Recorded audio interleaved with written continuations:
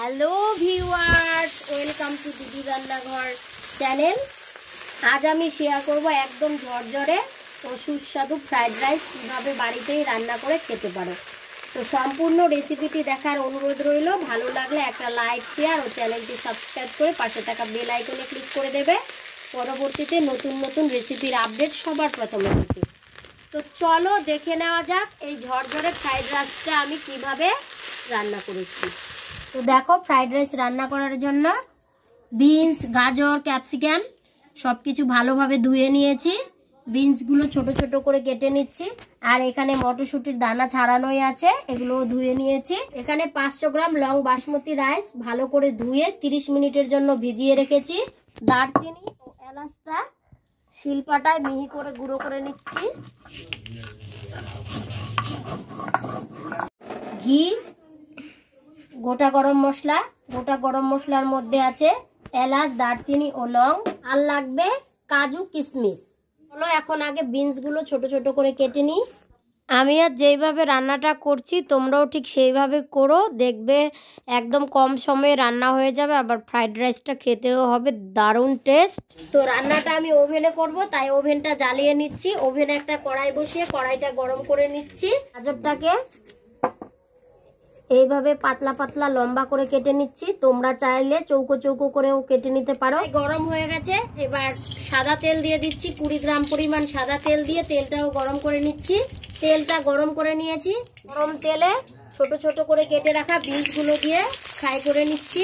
তোমরা চাইলে ঘি দিয়েও ফ্রাই করে নিতে পারো। স্বাদ মতো দিচ্ছি লবণ। ছেড়ে 3 থেকে 4 মিনিট সময় নিয়ে এগুলোকে ভেজে নেব। আর এদিকে গাজরগুলো কুচি কুচি করে কেটে নেব। মিডিয়াম আঁচে নেড়ে চেড়ে 4 মিনিট কুক করে নিয়েছি। তো বিনসগুলো ভাজা হয়ে গেছে, এখন নামিয়ে নিচ্ছি। দুটো গাজর এইভাবে কুচি কুচি করে কেটে নিয়েছি। তেলেই গাজরটাও ভেজে নেব, তাই গাজর কুচিটা দিয়ে দিচ্ছি।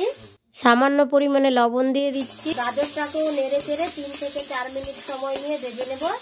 দেখো, এটা ক্যাপসিকাম, বাংলায় এটাকে বলে সিমলা লঙ্কা। এখন এই ক্যাপসিকামটাও ছোট ছোট করে কেটে নেব। দেখো, ক্যাপসিকামটা এই সাইজের কেটে নিচ্ছি। তোমরা তোমাদের পছন্দ অনুযায়ী কেটে নিতে পারো। এদিকে উল্টো দিকের ওভেনে একটা হাঁড়িতে জল বসিয়ে দিচ্ছি।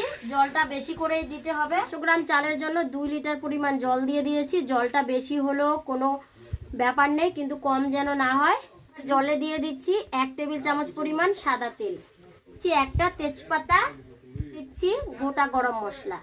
জলটা হাই হিটে 7 থেকে 8 মিনিট সময় নিয়ে ফুটিয়ে নেব। এদিকে সবজিগুলো এইভাবেই নেড়ে চেড়ে ভেজে নেব। গাজর কুচিটা 4 মিনিট সময় নিয়ে নেড়ে চেড়ে ভেজে নিয়েছি, এখন নামিয়ে নিচ্ছি। গাজর কুচিটা নামিয়ে সেই তেলেই ক্যাপসিকামটাও দিয়ে দিচ্ছি। আবারও সামান্য পরিমাণে লবণ দিচ্ছি। লবণ দিয়ে 3 থেকে 4 মিনিট সময় নিয়ে এইভাবেই নেড়ে চেড়ে ভেজে নেব। তোমরা চাইলে সব সবজিগুলো একসাথেও ভেজে নিতে পারো, কিন্তু এইভাবে আলাদা আলাদা করে ভেজে নিলে ফ্রাইড রাইসটা খেতে বেশি ভালো লাগে। শীতের সময় ফ্রাইড রাইস খেতে সবাই পছন্দ করে। দেখো, আমার মেয়ে এক মনে বসে আছে কখন ফ্রাইড রাইস হবে আর খাবে।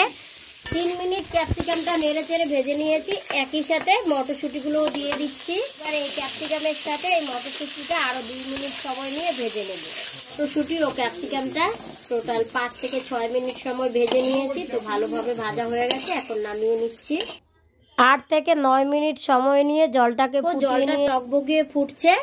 এই অবস্থায় 30 মিনিট আগে ভিজিয়ে রাখা লং বাসমতি রাইস জল ছেঁকে ছেঁকে ফুটন্ত জলে দিয়ে দিচ্ছি। চালটা দেওয়া হয়ে গেলে একবার নেড়ে চেড়ে দিচ্ছি। এবার ভাতটাকে 90% পরিমাণ ফুটিয়ে নেব। রাইসটাকে 90% পরিমাণ ফুটিয়ে নিয়েছি। 5 থেকে 6 মিনিট সময়ে রাইসটা 90% পরিমাণ ফুটে যায়, যেহেতু ফুটন্ত জলে রাইসটা দেওয়া হয় তাই। তো রাইসটা থেকে ভালোভাবে জলটা ছেঁকে নিতে হবে। তো আমার জল ঝরানো হয়ে গেল। এবার একটা বড় গামলায় রাইসটাকে ছড়িয়ে ঠান্ডা করে নেব। রাইসটা গরম থাকা অবস্থায় 1 টেবিল চামচ পরিমাণ ঘি দিয়ে দিচ্ছি। দিচ্ছি স্বাদ মতো লবণ। আমি চা চামচের 1 চামচ পরিমাণ লবণ দিয়েছি। ফ্রাইড রাইস আসলে হলো মিষ্টি খাবার। তাই অনেকেই লবণের ব্যবহার করে না, তবে সামান্য পরিমাণে লবণ দিলে নুন মিষ্টির ব্যালেন্সটা ঠিক থাকে। 100 গ্রাম পরিমাণ চিনি মেশাচ্ছি। তো তোমরা নুন চিনির পরিমাণটা তোমাদের স্বাদ অনুযায়ী কম বা বেশি করে দিতে পারো। বেশি মিষ্টি পছন্দ করলে বেশি ব্যবহার করবে, কম পছন্দ করলে কম ব্যবহার করবে। ভাতটা গরম থাকা অবস্থায় ঘি, লবণ ও চিনিটা মিশিয়ে নিতে হবে। হালকাভাবে নেড়েচেড়ে মিশিয়ে নিয়েছি। এবার ফ্রাইড রাইসটা ফ্রাই করে নেব। সেই জন্য ওভেনে একটা কড়াই বসিয়ে কড়াই গরম করে আন্দাজ মতো ঘি দিয়ে দিচ্ছি। তো আমি 3 টেবিল চামচ পরিমাণ ঘি দিয়ে দিচ্ছি। গলানো ঘি হলে 30 থেকে 35 গ্রাম দিতে হবে। ফোড়নে দিচ্ছি গোটা গরম মশলা। মিডিয়াম আঁচে 1 মিনিট নেড়ে চেড়ে নেব।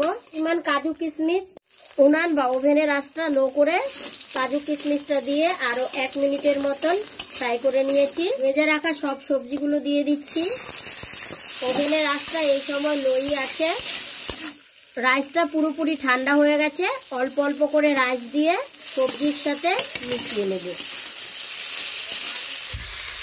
এইভাবে হালকাভাবে নেড়ে চেড়ে সবজিগুলোর সাথে মিশিয়ে নিচ্ছি। সবজির সাথে রাইসটা মেশানো হয়ে গেছে। এবার মিডিয়াম আঁচে 4 থেকে 5 মিনিট সময় হালকাভাবে নেড়ে চেড়ে রাইসটাকে ফ্রাই করে নেব।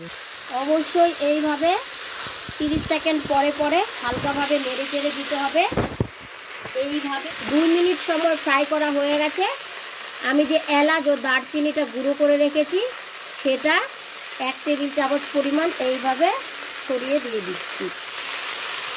হালকাভাবে নেড়ে চেড়ে মিশিয়ে নিচ্ছি। আবারও উল্টে পাল্টে সামান্য পরিমাণে এলাচ দারচিনির গুঁড়োটা দিয়ে দিচ্ছি। 3 মিনিট মিডিয়াম আঁচে কুক করা হয়ে গেলে উনান বা ওভেনের আঁচটা লো করে নিয়েছি। এইভাবেই আরও 2 থেকে 3 মিনিট হালকাভাবে নেড়ে চেড়ে ফ্রাই করে নেব। 5 মিনিট এইভাবেই হালকাভাবে নেড়ে চেড়ে ফ্রাই করে নিয়েছি। তো ফ্রাইড রাইস রান্না করা আমার একদম কমপ্লিট হয়ে। এবার এই ফ্রাইড রাইসটা চিকেন, মাটন বা যে কোনো তরকারির সাথে পরিবেশন করতে পারো, আবার চাইলে শুধু শুধুও পরিবেশন করতে পারো। তো অবশ্যই রেসিপিটি ফলো করে বাড়িতে ট্রাই। আজ এই পর্যন্তই, দেখা হবে পরের রেসিপিতে। ততক্ষণ সকলেই ভালো থেকো, সুস্থ থেকো। Tata, bye bye.